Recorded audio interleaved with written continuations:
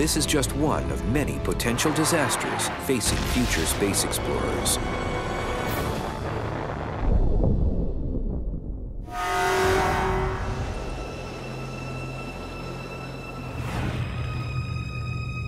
Living in space will also involve grave dangers.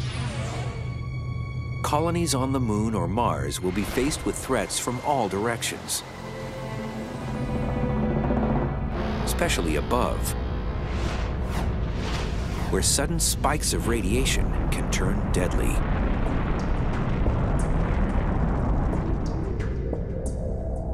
If we were walking around on the surface of the Moon, I would say our #1 concern should be solar flare. The sun erupts. The protons coming from that flare could kill an astronaut. There have been several flares over the last couple decades, which if we had had astronauts on the Moon just walking around in a spacesuit would have been lethal for them. On Earth, we're protected from most radiation. Earth's atmosphere and magnetic field are like a protective fence, letting only a fraction of particles through. On the Moon and Mars, you are directly in the firing line. The Moon has no atmosphere or magnetic field. Mars has very little atmosphere and only weak localized magnetic fields. NASA takes the solar flare threat seriously because it has already come close to killing Apollo astronauts. The Apollo lunar landing crews were quite fortunate. In 1972, in August, there was a major solar flare. There was what they call the Great Solar Storm that happened to just take place in between the Apollo 16 mission in April and the Apollo 17 mission in December of that year. Had that occurred while there was a crew on the surface of the Moon, they would have been dead. The effects would be similar to certain people who died in Hiroshima and Nagasaki, those who were not killed in the initial blast, but were overwhelmed by the extreme radiation dosage within several seconds. An astronaut caught in that situation will have little time to react. A flood of deadly particles penetrates the body, killing all of the astronaut's cells in a few brief moments. So it's no surprise that space colonists will need to be constantly on alert. We're going to need weather reports, but they're going to be space weather reports. We're going to need satellites monitoring the sun, giving us advance warning of flares. The light from the sun takes only 8 minutes to reach the Moon. Coming behind it would be the particles, the lethal radiation. You'd have minutes, half an hour, that sort of time frame before you wanted to really be in a shelter. Such a storm might last for a couple days. One option for protection is living underground. But don't let the barren terrain fool you. The Moon and Mars are still active bodies where natural disasters like those seen on Earth can strike.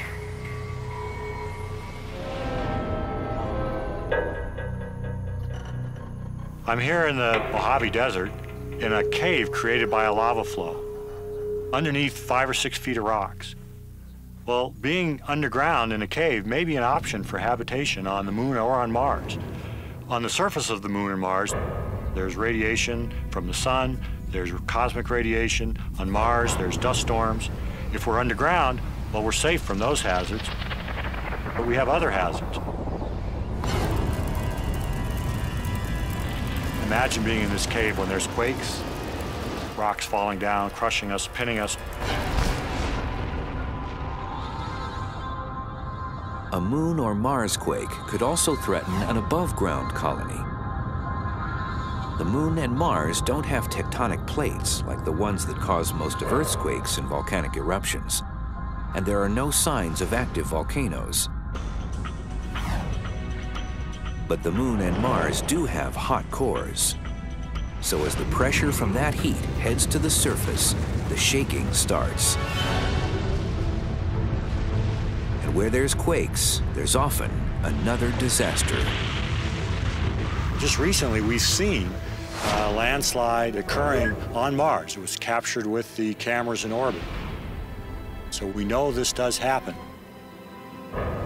And that can be hard to predict.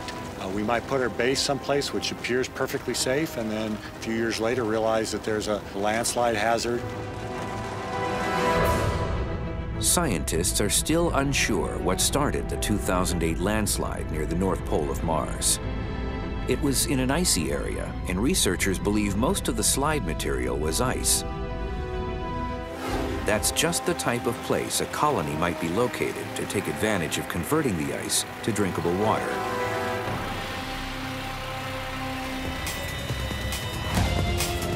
Even a distant quake could still trigger a slide near a colony.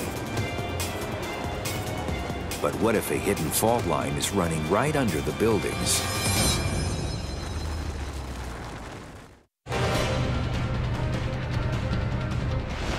In the future, space colonists living on the Moon or Mars will have plenty of threats to deal with, including natural disasters like moonquakes and Marsquakes. They're not active the way we're used to on Earth. They're active in different ways, and there may be unexpected ways that they could cause problems for us.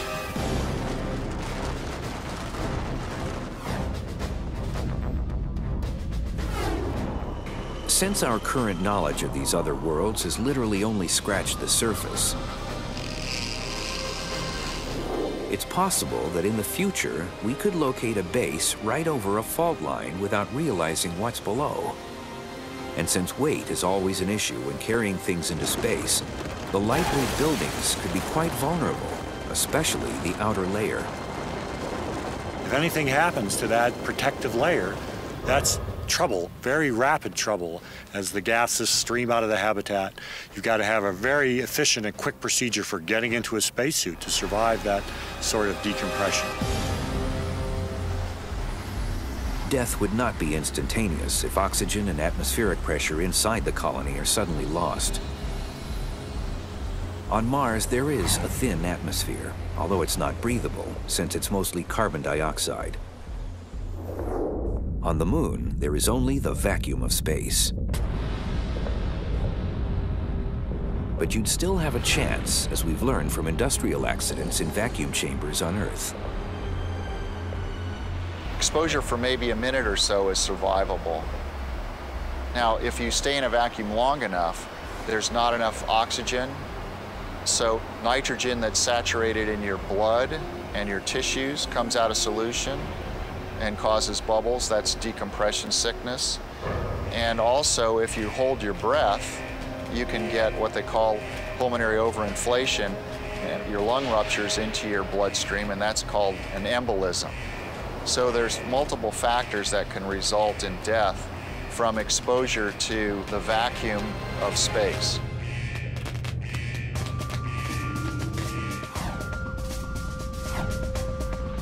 Then there's the temperature extremes. Temperatures on the Moon go from a high of about 240 degrees Fahrenheit down to around 290 below. Mars can get just as cold. Although you could get lucky and have a nice 70-degree summer day. But without a breathable atmosphere, going outside without a spacesuit is still a very bad idea. Another thing above-ground space colonists will have to be on the lookout for is meteors. The craters on the Moon tell the story. It's an easy target.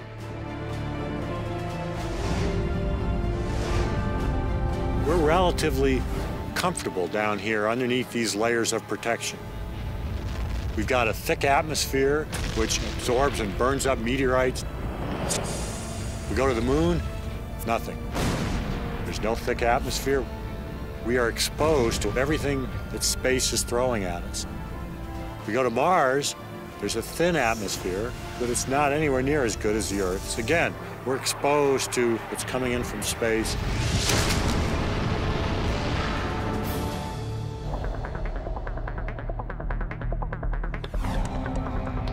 smaller meteors that are only inches or fractions of an inch wide, known as micrometeoroids, will strike most often and without warning. You're walking along the surface of Mars, and something the size of a grain of sand comes slamming into your spacesuit.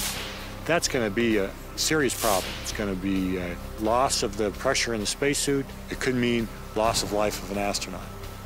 When we have lots of people doing a lot of work on other worlds, eventually that's going to happen. That's the equivalent of a lightning strike, a rare, possibly fatal event. Micrometeoroids could also punch a hole through the wall of a colony building. Like space stations, colonies will probably be built in a series of sections or modules. And just as crews have had to seal off sections of a space station in an emergency, colonists will likely do the same.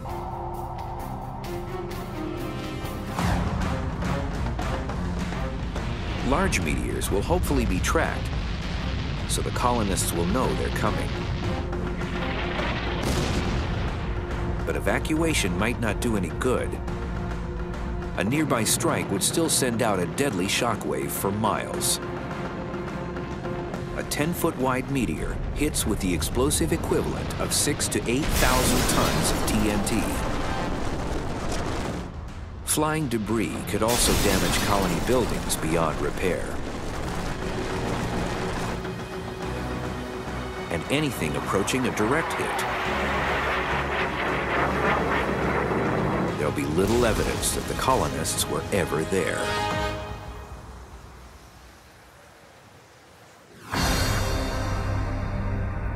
It's unlikely that colonists would live anywhere near one of Mars's volcanoes. And the moon probably hasn't seen volcanic activity in the last few billion years. But even ancient remnants of volcanoes could still cause trouble for crews in vehicles. Both the moon and Mars show evidence of volcanic flows. So we might expect to find there this sort of thing, volcanic caves. Now imagine driving along the surface, come across one of these, you're not expecting it. That could ruin your day, it could ruin your vehicle. You could be at the bottom of this pit without any way to get up. Even worse would be imagining one of these volcanic caves with a thin layer of volcanic rock on top of it. You move across on top of that, it gives, and down you go. But not all colony disasters will be so dramatic. Simply running out of supplies is one of the greatest dangers. Since the moon is much closer, emergency supplies could arrive in a matter of days. With Mars, help is many months to years away, depending on how the planets are aligned. On Mars, if something goes wrong and you lose some supplies, resupply from Earth can be 2 or 3 years away. You think you've got enough to last, you lose half of it through an accident, you're dead. It's a real problem. I think that means you're going to have more than what you need. You're going to have enough for 5, 6 years.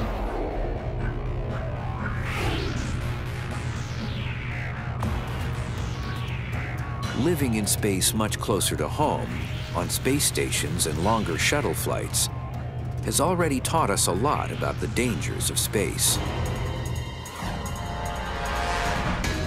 And fire is space crew enemy #1. The reason fire is such a threat is because spacecraft traditionally have higher levels of oxygen than the atmosphere, certainly in higher concentrations under pressure. They're also filled with electronic equipment. Electronic equipment puts out heat, and often there are sparks and arcs. It's a bad combination. Luckily, designers have made it easier for crews to put out fires where all of those miles of wire lurk behind the control panels. This is a mock-up of the space shuttle flight deck that we use for training of crews. if you look at the various panels we have, you will see small holes like this at various locations around it. And these are for fire extinguishers, so that if there is a fire behind one of these panels, you can put an extinguisher in there to extinguish the fire. Andrew Thomas knows a thing or two about fires in space. While on the Mir space station in 1998, a fire suddenly broke out. All the smoke was pumped right out into the cabin.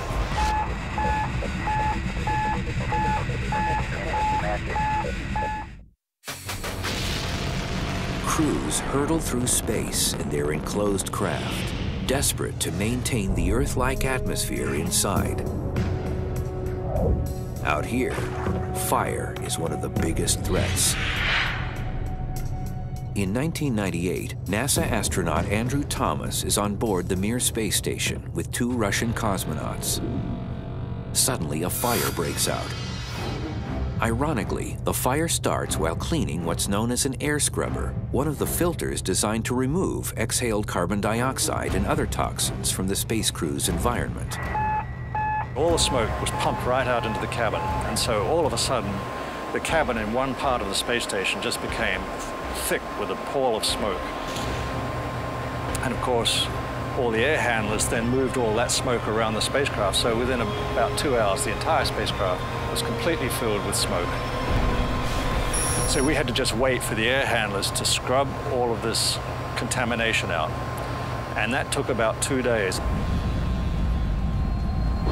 And we all manifested symptoms of the toxicity of that environment. When there's a lot of carbon monoxide at those levels, you have nausea, a certain amount of confusion, invariably a headache because you're oxygen deprived. It's just a very uncomfortable feeling. The dangers of fire in space go beyond the fact that you can't open a window or call the fire department. Fire actually behaves differently inside a spacecraft in zero gravity. What we are seeing is a candle flame. The bottom one is a candle in normal gravity. And as you can see, the flame moves up because buoyancy pushes the hot gases around the flame up. The top photograph is the same candle, but in the absence of gravity. Columbia Space Park for the module. A mist burn will be initiated here in about 15 seconds. The hot gases don't move up, and what you have is an spherical flame. There's the flame. So here's the initial light off for combustion module 2. So putting a smoke detector on the ceiling, like we do on Earth, doesn't work in space. Instead, detectors are located next to small suction devices that draw air and any smoke or other toxins toward the detector.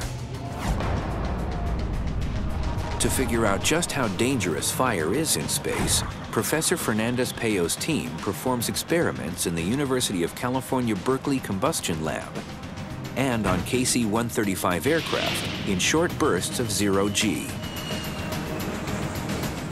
In theory, fires in zero gravity should be less intense because the hot gases don't rise, which means cool air isn't drawn in at the base to keep feeding the flames. But they're finding that the reality inside a spacecraft is more dangerous. Air conditioning systems create small air currents. Those currents bring fresh air, or in this case, fuel, to the fire. At the same time, the low airflow and lack of gravity don't remove the heat as quickly as on Earth. The result? This type of fires are hotter and more dangerous than in normal gravity. And fire is likely to become even more of a safety hazard inside the new Ares Orion spacecraft being designed to replace the shuttle.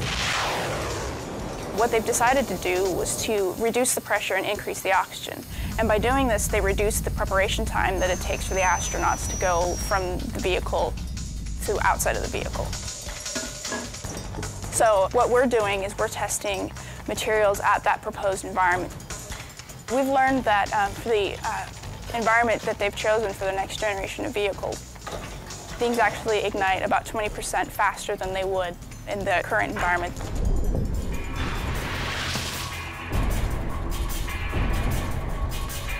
combination of high oxygen content and low airflow means just about anything can catch fire, even metal. In a worst-case future scenario, a space station crew is unable to quickly extinguish a fire. It grows too fast to seal off in a separate module.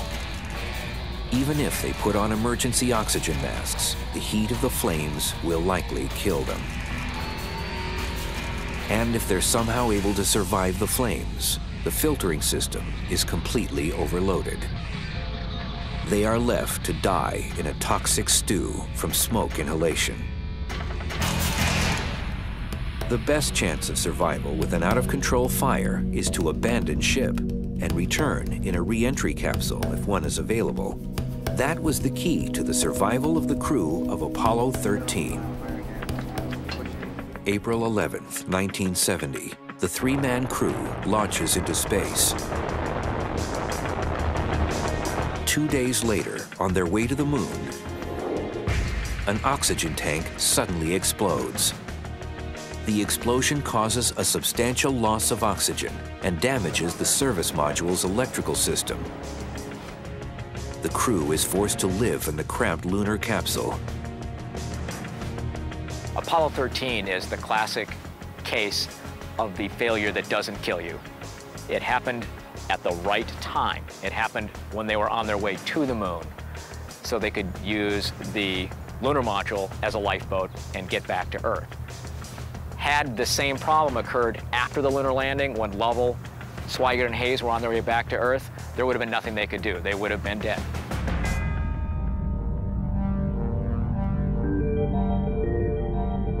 The threat of fire is especially high inside spacesuits. During spacewalks, also known as EVAs or extravehicular activity, the spacesuits need to be kept at low pressures. Working at a fraction of Earth's atmosphere is the key to flexibility. If you had a spacesuit that was at 1 atmosphere, you would be like basically in a balloon, and you couldn't move.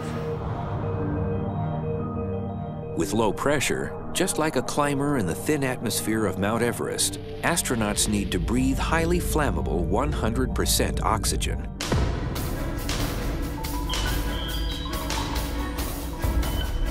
This is an arm from the spacesuit.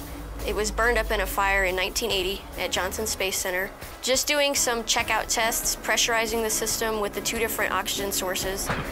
And when this fire occurred, it was, quite a shock. People were standing nearby it, and someone was supposed to be in the suit the next day for a manned test, and it could have been a fatal fire. Even as it is, this suit is worth, at the time, $3.1 million. And it also took NASA $20 million to recover from this fire in terms of redesigning the suit. Extravehicular activity is dangerous for many other reasons as well. In fact, the world's first spacewalk almost ended in disaster. Alexei Leonov did the first spacewalk that any human did in 1965. But in the rush to accomplish that space spectacular and thereby beat the Americans, the Soviets took some shortcuts on the safety of the cosmonaut. And so he blew up like the Michelin Man. The suit became rigid. It couldn't handle the pressure differences between the breathable atmosphere inside and the vacuum of space. The problem is you've got a spacecraft in the Soyuz capsule that he was flying that's very small, and the hatch for it is even smaller. Ultimately, his response was to let a little bit of the air out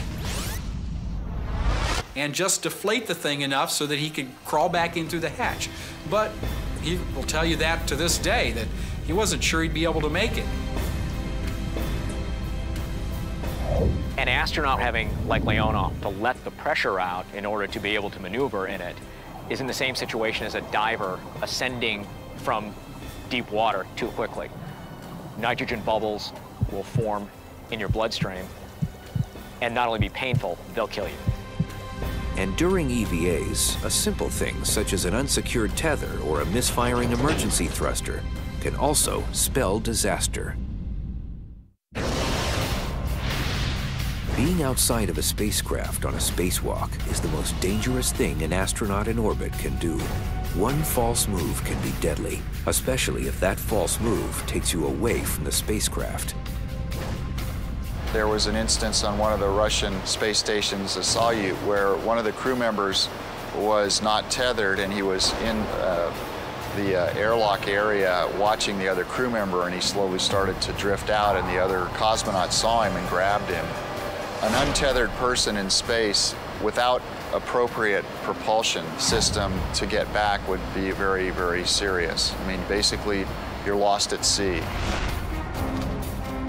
Even with a propulsion system, it can fail or run out of its limited propellant supply before the astronaut reaches safety. The astronaut will simply keep floating off into space. The International Space Station is unable to chase someone down, and if the shuttle were docked, it would take too long to undock and mount a rescue. In this nightmare scenario, the astronaut will likely have several hours of oxygen remaining to contemplate the end. As long as the suit is intact, pressure will not be an issue.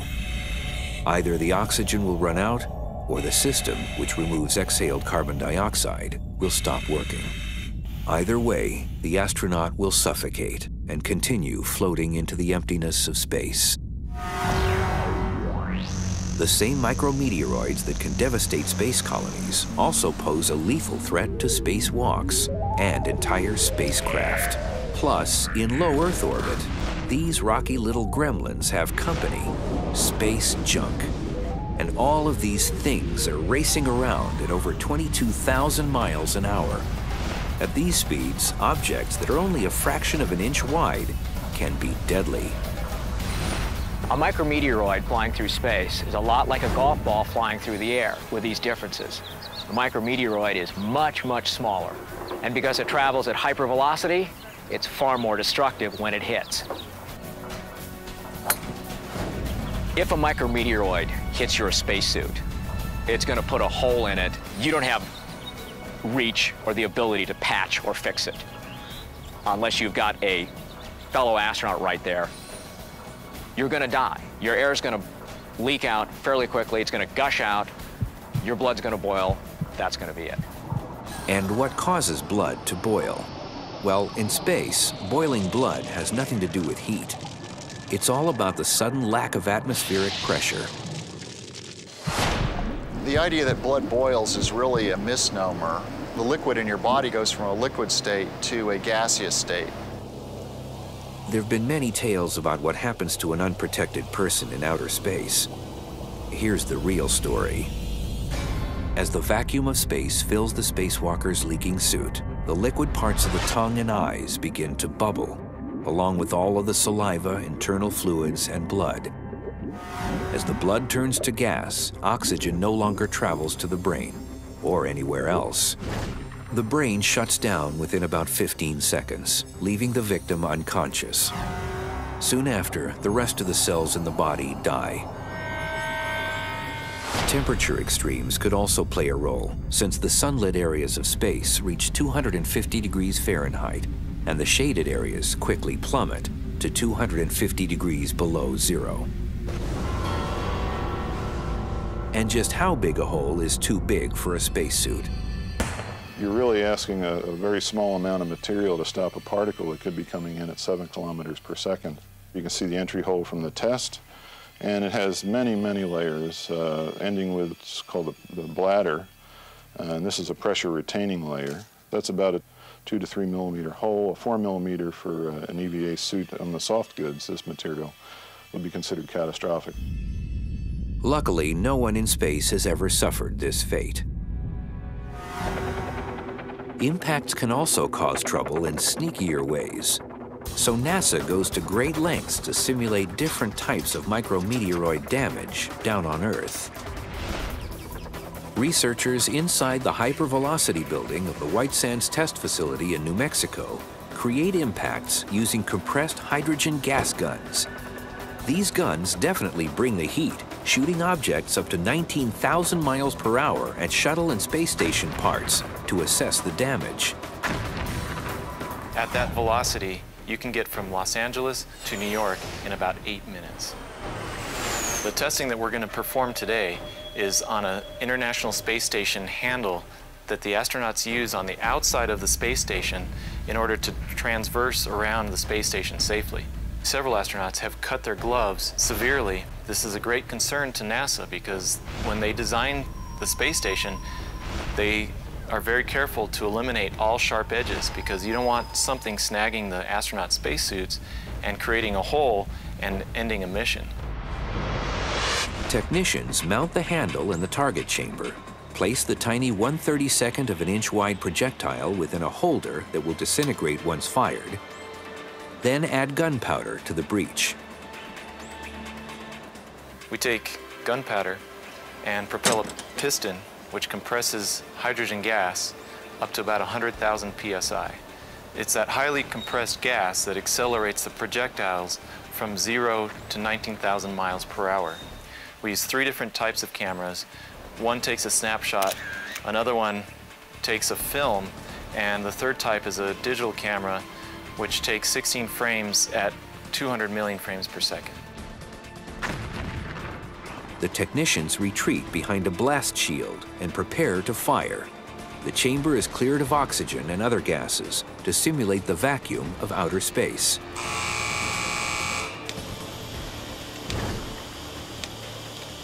Now, the moment of truth. How much damage did this simulated micrometeoroid cause?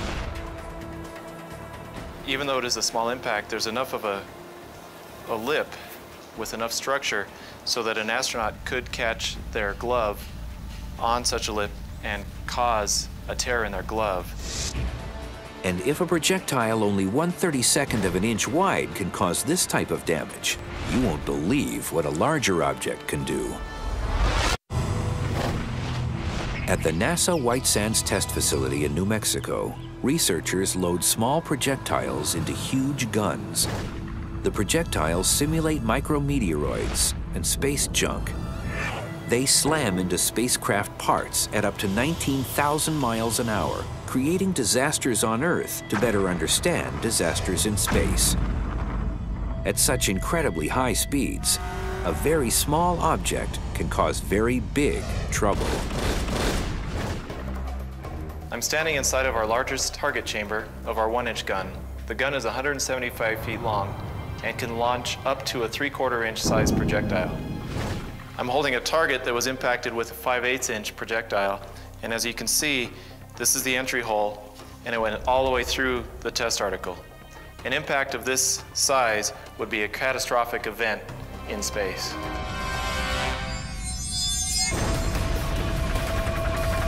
The only hope the International Space Station crew would have for survival is to put on emergency breathing masks and head to the re-entry capsule. An object less than an inch wide would have forced them to abandon this multi-billion-dollar facility. That type of scenario is the reason why crews are constantly adding extra layers of protection to the outside of the space station. For another type of space collision, we have only ourselves to blame. In 1997, a Russian cosmonaut had trouble guiding an unmanned cargo craft to its docking point with the Mir space station. Now, we know in aviation that 70% of the accidents are human-related, so it wouldn't surprise you to think that humans have also a big role in accidents and mishaps in space. The Mir collision actually was because a crew member complained that he wasn't trained enough to do the rendezvous, and the ground control team said, well, you have to do it anyway. The hit occurred and it caused a leak in the cabin pressure, so now they started to lose cabin pressure. And then the space station started to tumble because it was like pool balls. One hits another, it causes it to move. So even a minor thing, just the control of a rendezvous and docking could have almost catastrophic consequence. But the disasters that have happened in space still pale in comparison to the disasters of getting into space and returning. There is a saying that the first 50 miles and the last 50 miles are the most dangerous part of any mission. The 1986 Challenger launch disaster and the 2003 Columbia re-entry tragedy make that clear. But if we're ever going to travel beyond our solar system, we're going to need to move beyond our current rocket technology. One possibility that both thrills and terrifies is known as an antimatter engine. Inside massive particle accelerators, scientists have created minute amounts of antimatter, which is made of atoms that have the opposite charges of normal atoms. So with antimatter, the electrons are positive and the protons are negative. When matter and antimatter come into contact, they annihilate each other, releasing tremendous amounts of energy. Antimatter engines have a 100% conversion rate of matter into energy. Realize that even an atomic bomb is only 1% efficient. Only 1% of the mass of an atomic bomb is converted to energy. In an antimatter engine, we're talking about nearly 100% of the mass converted into energy. It is, for the next century, the propulsion system of choice. But there's a problem. A teaspoon of antimatter might be able to propel us across the solar system. But that same teaspoon also has the power to destroy an entire city. And once a spacecraft is out in deep space, simple accidents can suddenly tip the balance from life to death. As we venture to Mars and beyond, with journeys lasting years at a time, the chances of becoming stranded in space will become much greater. For example, on a flight to Mars, what if a micrometeoroid punches an oxygen tank? What if you just are simply running out of breathable air? There is nothing you can do. You can die graciously is what you can do, however long it takes. Another source of disasters, especially with journeys measured in years, is something that many people overlook. One thing we forget is our fellow man, our fellow astronauts. If you're cooped up in this tiny little space capsule for, let's say, a year at a time going to Mars, or years going into deep space, you can go crazy. You can get claustrophobic. The guy next door could really get on your nerves, and you want to strangle him after a certain point. Although the incidents aren't highly publicized, crew members have had problems getting along in the past with dangerous results. There was at least one Soviet space station crew of the 1970s that didn't get along pretty famously and actually supposedly had a fist fight. These stresses are going to manifest themselves on these long-duration missions. Anybody who thinks they aren't is fooling himself. And to make things even more interesting, Russian cosmonauts supposedly have firearms stowed on board as a precaution after an extremely off-course landing in 1965. The crew landed up in the woods in Siberia and were there for about 3 days. And they had to fight off wolves until they were rescued. After that particular mission, the Soviets decided that they were going to put a sawed-off shotgun in every Soyuz capsule in case something like that happened again. The cosmonauts are now rumored to have handguns stored in emergency kits. But no one is eager to offer any official details of guns in space. And the risk of having a weapon aboard isn't just a concern if tempers flare. There is actually a documented case of a payload specialist who flew on a shuttle flight, whose experiment failed, and he spent his whole life getting this experiment ready. It failed, and he actually talked about killing himself. And the crew themselves actually tried to protect him and guarded the hatch so he wouldn't kill them. Even with all of the space travel lessons learned so far, one thing is clear. Nothing can completely prevent disasters from striking in the future. If we're going to continue human spaceflight, we have to accept the risk because it is a very dangerous occupation. But we have to manage the risk, and that's going to require good technical people and good leadership. But just as surely as disasters will strike, there is another certainty when it comes to manned space exploration. I think we have a gene for exploration, a gene for discovery. Not only is it good for our evolution, because we find new avenues to reproduce and to colonize, but I think it's also inside the spirit of human beings to want to know what's out there. Is it possible to reach areas that we've never been before? And the thrill of being the first person to explore new terrain, that's fantastic.